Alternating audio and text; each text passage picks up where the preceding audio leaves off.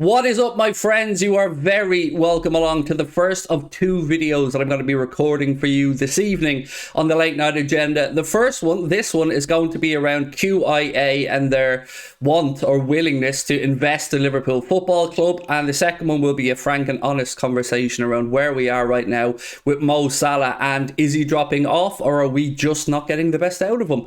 You know the drill by now. I want to know your thoughts in the comment section. So after you watch the video, please do let me know. Drop a like on the video if you've enjoyed it, and of course please do hit that subscribe button. We are closing in on 160,000 subscribers. We're only a couple of hundred away at this moment, so every single one really does help. Right, look, I'm going to get straight into it. I was reading an article today, and I've been reading many articles over the last week or so around QIA. Who are QIA? Qatar Investment Authority. They are, I guess, an investment arm of the Qatar Sovereign Wealth Fund. So yes, it is that Qatar. It is that money. And let's park up that part of this conversation for a second, because I'm absolutely aware, and I include myself in this, of people not wanting to have a sovereign fund or any country governing or owning a football club. So if we can just push that aside for this part of the conversation, I'm sure in the days and weeks ahead we'll get to the moral part of it. But today I just want to draw your attention to an article that was doing the rounds from the Mail.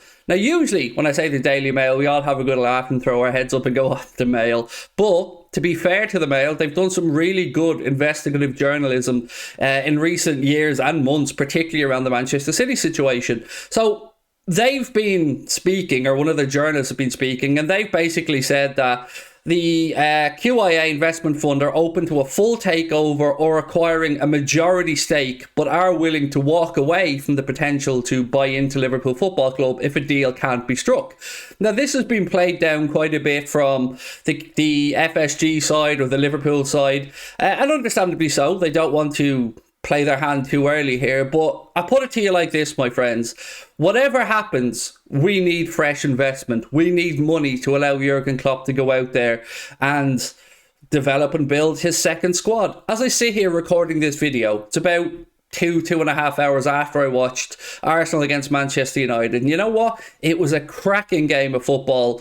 Arsenal played out of their socks and absolutely deserved the win. But it was a great advert for the Premier League, and it reminded me of how we used to play. It reminded me of how much I used to look forward to watching Klopp's boys take to the field, and with the passion, intensity and desire that was there. That isn't there at the minute, and I don't know why that is. But what I do know is we need a midfield and we need investment. The Jude Bellingham situation, look, that's going to take care of itself if the money's there. But we can't just ignore the if the money is there part. So Qatar Investment Authority, sorry, there's so many QIAs, so many Qatar investment arms that I'm forgetting to, call out the right one. So let's just go with Qatar for the moment, because it's all part of the Qatar Wealth Fund. They are willing to buy either a majority stake, according to reports, or an all-out takeover of Liverpool Football Club. And it seems like there is some unwillingness on the FSG side to let go of more than maybe 49% of the club, meaning they'd still be in charge. Yes, they did sell off 11% to Redbird Capital, they sold off 11% of all of FSG's holdings, but I'd still put them under the same umbrella. So right now we have a bit of a situation on our hands. We all want investment. We all want somebody to come in and rescue us from I'm going to be careful with my words here, from the monotony of John W. Henry. And that's what I find it right now, because I find the same lies, promises pretty frustrating, to say the least. And I'm trying to bite my tongue here to sit on the fence and be fair about it, give a fair assessment of it. But I can't really hide the fact that I don't believe a word that he says anymore. And football is moving on, and the figures being thrown around for players these days are just increasing and increasing and increasing. And we are going to need somebody to come in and give us that money, give us that ability to go out and spend. Now, will that be QIA? How do we feel about QIA? Well, for myself personally, as I've always said, my priority would always 100% be not to have a state-backed fund owning the football club.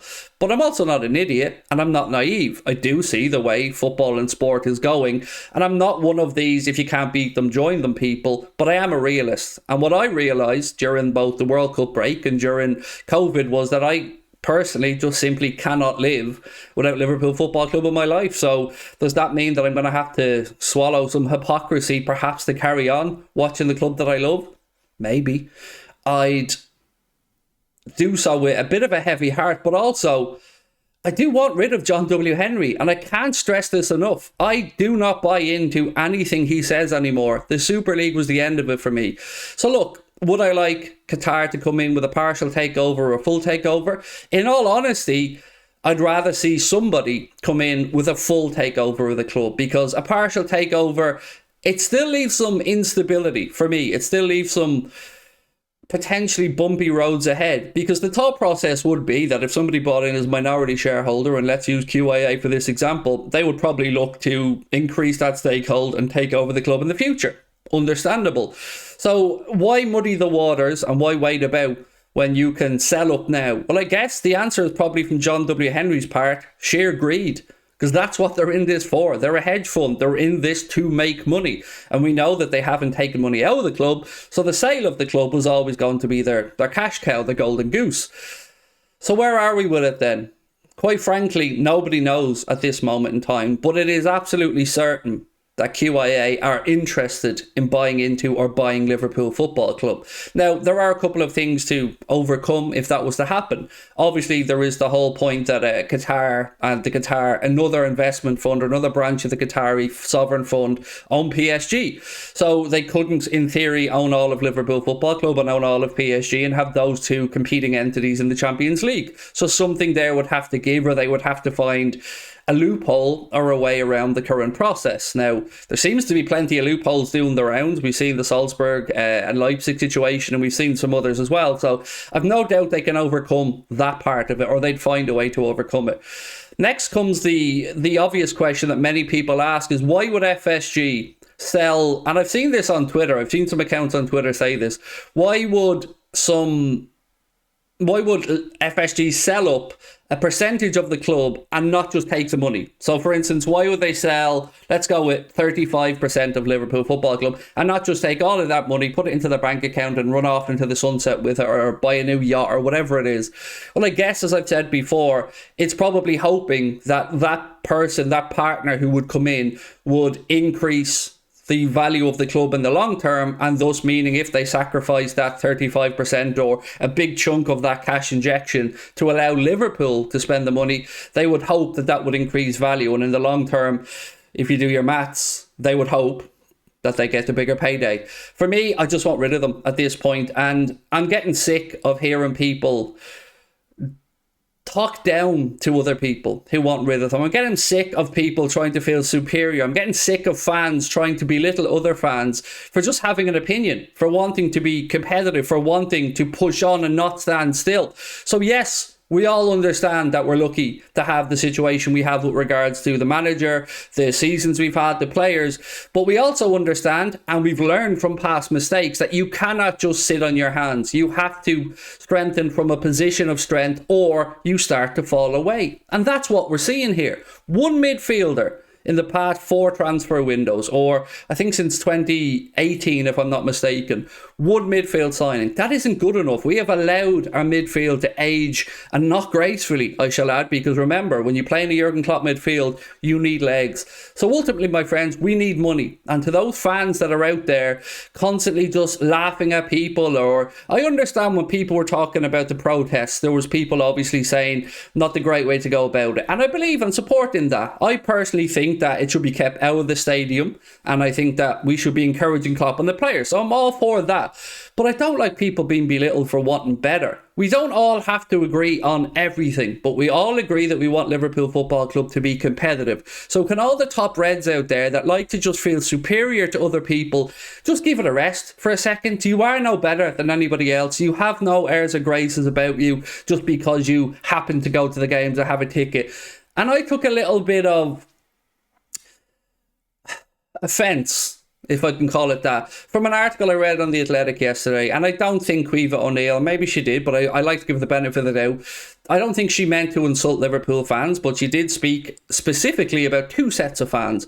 In that article, she spoke about the match-going fans and Liverpool's armchair fans. And that feels like a dig to me. And that only increases the divide between fans at a time where we need to come together as fans. Look at what a few good results and look at what the positive vibes have done to the Arsenal fan base at the minute. They absolutely can't believe their luck. And it reminds me of us. It reminds me of us when Jurgen Klopp was winning everything pretty much. When he was challenging Manchester City, when he was getting us the European Cup finals. And that has been as recent as last season. But look how quickly it's become toxic. So I would just say to everybody, please just try and be cordial in your conversations. Try and understand other people's views and opinions and not just shout them down, because I don't like the toxicity in our fan base. I don't think there's any need for it. I think we're better than that. But I want to know what you guys think about the whole ownership situation. So please do let me know in the comment section. I look forward to reading them. Thanks for your time. Keep an eye out for the Mo Salah video, which will be dropping later as well. And again, it'll be a tough conversation, but that's what I'm here for. I'll talk to you soon, my friends. Bye-bye.